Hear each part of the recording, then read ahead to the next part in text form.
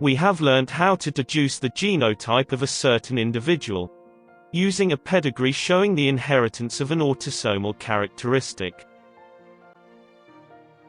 Now, let's see how this can be done, using a pedigree showing the inheritance of a sex-linked characteristic.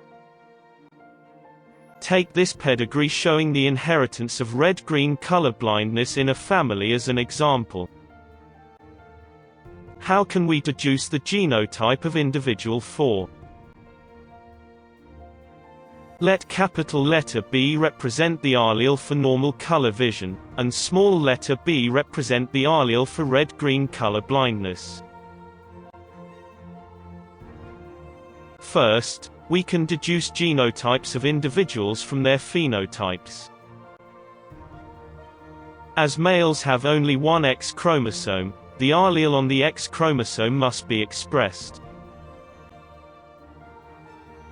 A male showing the dominant character must have a dominant allele on his X chromosome.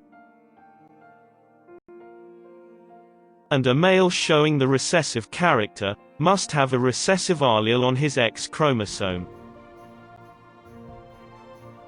A female showing the recessive character must have a recessive allele on both of her X chromosomes.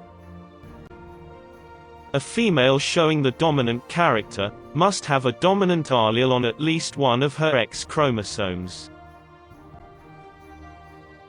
Then, we can deduce genotypes of individuals from the genotypes of their parents or offspring. One of the X chromosomes of individual 4 must come from individual 1, and another must come from individual 2. She must have received an allele from each of them. Therefore, we know that individual 4 is heterozygous.